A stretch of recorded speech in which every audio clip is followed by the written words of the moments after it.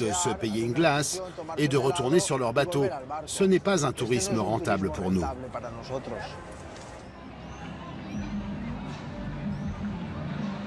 Avec 600 escales de bateaux l'an passé, les croisiéristes n'en finissent pas de célébrer le bon accueil que leur réservent les autorités. Symbole de ce partenariat fructueux, une compagnie allemande a choisi Palma pour fêter l'inauguration de son nouveau paquebot géant, mais en tenant les journalistes à distance. Il est vrai que le monde de la croisière n'a plus bonne presse. Les paquebots consomment trop d'énergie fossile, en particulier du fioul lourd, et sont une source importante de pollution atmosphérique.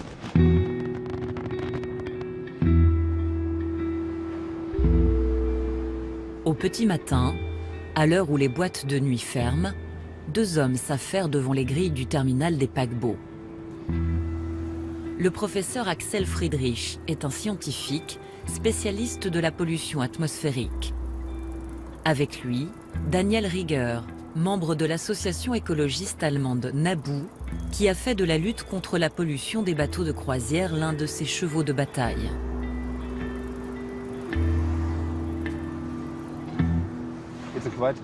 Il y a un niveau assez élevé de pollution, malgré le fait qu'il y a beaucoup de vent ce matin. On a 5 Beaufort, et pourtant, on trouve 30 000 particules par centimètre cube, ce qui est énorme.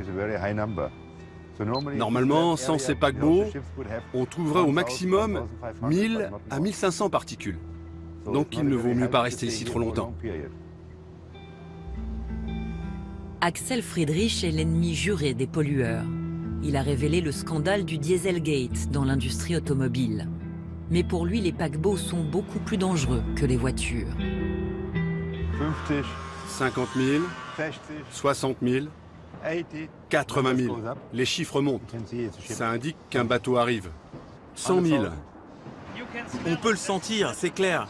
On est au bon endroit. Si je peux le sentir, c'est qu'on est au moins à 30 000. Ce sont de toutes petites particules qui pénètrent les poumons, passent à travers les tissus et peuvent provoquer des maladies du cœur, des crises cardiaques. On sait que ces particules peuvent aussi passer par le nez pour atteindre le cerveau et provoquer des maladies comme celle de Parkinson, des cas de démence ou encore des fausses couches. Particules fines, mais aussi soufre et oxyde d'azote qui font exploser le taux d'ozone, les bateaux de croisière, comme les cargos, sont de véritables nids de pollution. Et l'obligation d'utiliser des carburants moins nocifs n'entrera en vigueur qu'en 2020. Mais ceux-ci resteront quand même 5 fois plus polluants qu'un diesel automobile. Et ces parcs d'attractions flottants tournent 24 heures sur 24, même à quai, pour alimenter l'éclairage, l'air conditionné, mais aussi les distractions les plus énergivores comme les casinos, les patinoires ou les simulateurs de surf.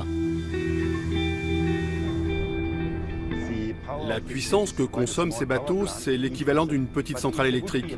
Mais si c'était des centrales, elles ne seraient pas autorisées parce qu'elles polluent trop. Cela veut dire que les villes sont lourdement polluées par la présence de tous ces bateaux. Et pas seulement les habitants, mais aussi les touristes. C'est un comble.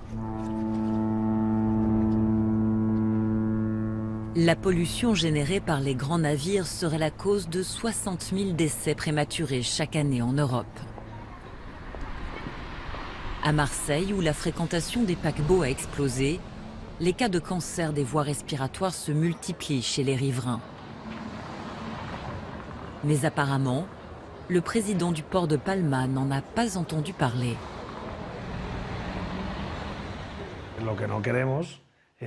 Nous ne croyons pas que les paquebots soient une source de pollution.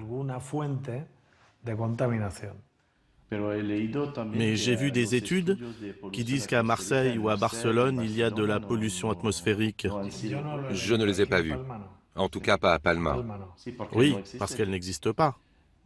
À Palma, nous sommes en train de poser des capteurs un peu partout. Et à partir de là, on parlera sur la base de données. On ne parlera pas avec des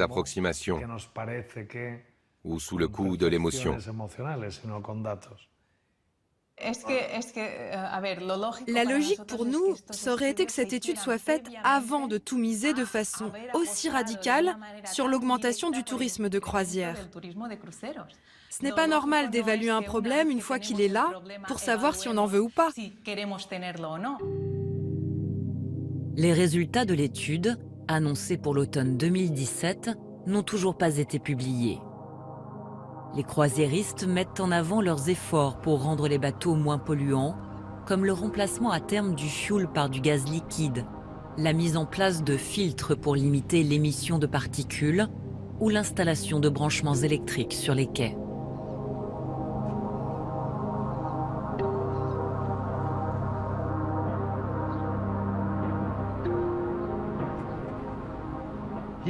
La technologie existe, mais elle n'est pas utilisée. Il y a un énorme travail de lobbying de ces compagnies et de leurs syndicats pour empêcher que les mesures nécessaires soient votées, alors qu'ils prétendent tout faire pour préserver l'environnement. Mais si l'on regarde de près, ils n'ont changé que des petites choses. Par exemple, l'utilisation d'ampoules LED. Le plus important, c'est-à-dire le filtrage des émissions de gaz, ils ne le font pas.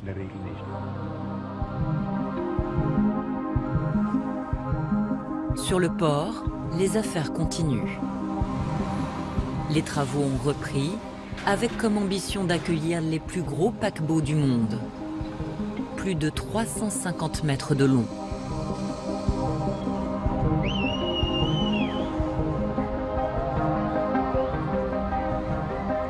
L'objectif, encourager les croisiéristes à faire de Palma leur port d'attache.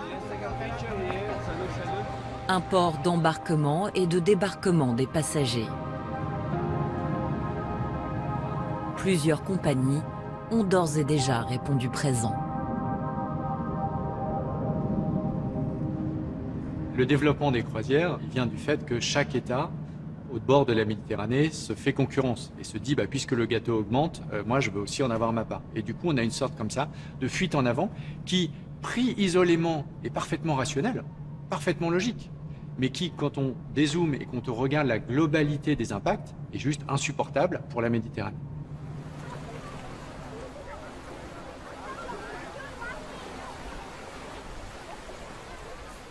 On ne peut pas continuer avec une fréquentation touristique qui augmente, qui augmente, qui augmente.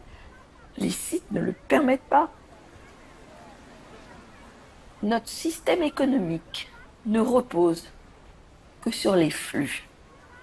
Je fais rentrer beaucoup d'argent, mais je ne me rends pas compte de la manière dont je détruis mon patrimoine dans le même temps.